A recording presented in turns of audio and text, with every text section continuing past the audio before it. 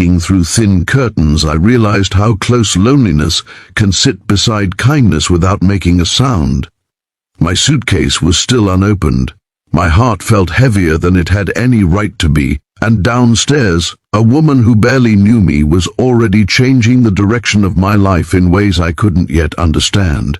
If you believe in kindness, second chances, and the quiet power of human connection, take a moment right now to like this video, comment, share it with someone who needs hope, and subscribe to the channel Touch of Kindness.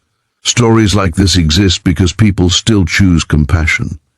I moved into the apartment with Evan because I needed cheap rent, not companionship. The place was small but clean, flooded with daylight most mornings, the kind that makes dust sparkle and hides sadness for a few hours. Evan was polite, distant and busy, always rushing out to classes or work, leaving behind silence and the hum of the refrigerator. We weren't friends, just two people surviving under the same roof. What I didn't know was that his mother, Marisol, would be visiting for a few weeks, bringing with her a presence that felt like sunlight cutting through fog. Marisol arrived on a Tuesday morning during the brightest part of the day. She carried grocery bags instead of suitcases, her movements calm, deliberate, like she had nowhere else to be. The apartment changed the moment she stepped inside. Windows were opened. Plants were watered. The air smelled faintly of citrus and soap. She noticed everything, including me, standing awkwardly near the counter with a cup of coffee I didn't need. Her eyes didn't linger with judgment. They softened, as if she had already seen me somewhere before, maybe in someone else's story of quiet struggle. I hadn't planned to share much about myself. I was 24, recently laid off from a marketing job that promised stability, and delivered burnout instead. I'd left a relationship that had hollowed me out slowly, day by day, until I couldn't recognize the person in the mirror. Moving cities felt like starting over, but in reality, I'd only carried my exhaustion with me. Evan didn't ask questions. That was part of the appeal. But Marisol seemed to sense the weight I carried without me saying a word. During the day, while Evan was gone, Marisol filled the apartment with movement. She cooked, cleaned, rearranged small things that didn't need rearranging. I worked freelance from my laptop at the dining table, pretending focus, while my mind replayed failures I couldn't outrun. Every so often, I'd catch her glancing my way, not intrusively, just enough to remind me I wasn't invisible. It was unsettling and comforting at the same time. The night everything shifted began as an ordinary afternoon. Sunlight poured in thick bands across the living room floor. I had just received another rejection email, polite and final, thanking me for my time and wishing me luck elsewhere. My chest tightened the way it always did, like I was bracing for impact that never came. I must have looked different because Marisol paused mid-motion, dish towel in hand, and simply watched me for a moment longer than necessary. Later that day, she asked Evan to run errands with her, leaving me alone in the apartment. The silence returned, but it felt different now, heavier, pressing against my ears. I lay down on my bed fully clothed, staring at the ceiling fan slicing the daylight into slow-moving shadows. Sleep didn't come. It never did during the day. My thoughts were too loud. When they returned, the apartment was filled with grocery bags and the sound of plastic rustling. Marisol moved with purpose, setting aside a stack of folded linens. She glanced toward my room, then back at Evan, then nodded to herself as if making a decision that had been forming all along. Evan disappeared into his room, oblivious. Marisol knocked softly on my doorframe, not entering, just standing there with an expression that held both firmness and gentleness. She told me the guest room was free, that it was brighter, that I might sleep better there.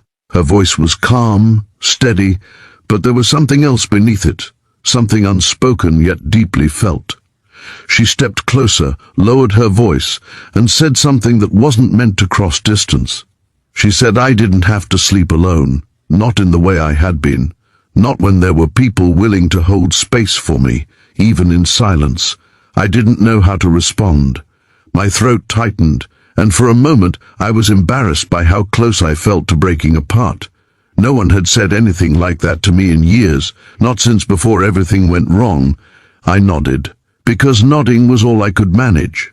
The guest room was simple, sunlit, clean. The bed was neatly made with fresh sheets that smelled like laundry soap and something comforting I couldn't name. Marisol helped me carry my suitcase, placing it gently by the dresser as if it were fragile. She didn't pry. She didn't ask questions. She just made space, the kind that doesn't demand anything in return. That afternoon, I lay on the bed and stared at the ceiling, listening to the sounds of life continuing outside my door. Dishes clinking, a kettle boiling, the distant hum of traffic.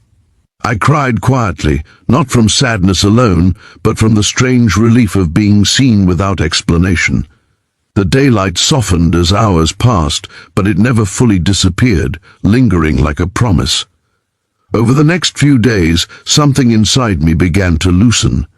Marisol included me in small routines: morning coffee by the window, afternoon walks to the corner store under the bright sun, simple meals eaten slowly. She spoke about ordinary things, her garden back home, the way time moves faster when you resist it.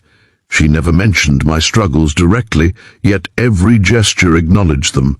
I slept better. I breathed deeper. The loneliness that had clung to me like a shadow began to thin. One afternoon, while folding laundry together in the living room, sunlight warming our hands, she told me about her own past in fragments, not stories, just moments. Times when she had needed help and hadn't known how to ask. People who had offered kindness without conditions. I understood then that this was how she lived, passing forward what had once saved her. It wasn't charity, it was connection. Evan noticed the change too. I laughed more. I left my room. I cooked meals again. The apartment felt alive, not just occupied. Even my work improved. I landed a small contract, then another. Nothing life-changing, but enough to remind me I was capable, still moving forward. Each day was filled with light, both literal and emotional. Marisol's visit eventually came to an end. The morning she left, the apartment felt quieter, but not empty. She hugged me, long and firm, the kind of hug that anchors you. She told me to remember that needing others doesn't make you weak, and that being alone is not the same as being independent. I watched her walk down the sunlit sidewalk, grocery bags replaced with a small suitcase, and felt something settle inside my chest. Life didn't become perfect after that. Struggles didn't vanish. But something fundamental had shifted. When nights felt heavy, I remembered the guest room, the daylight, the quiet understanding. I remembered that there are people who offer shelter not just for the body but for the soul, and that sometimes healing begins with someone simply reminding you that you don't have to face everything by yourself. Before this story ends, take a moment to comment below and share what part of this journey stayed with you the most. Your words might be the comfort someone else needs today. If this story touched your heart, if it reminded you of a moment when kindness changed your path, please like, comment, and share this video. Subscribe to Touch of Kindness so more stories like this can reach those who need them most.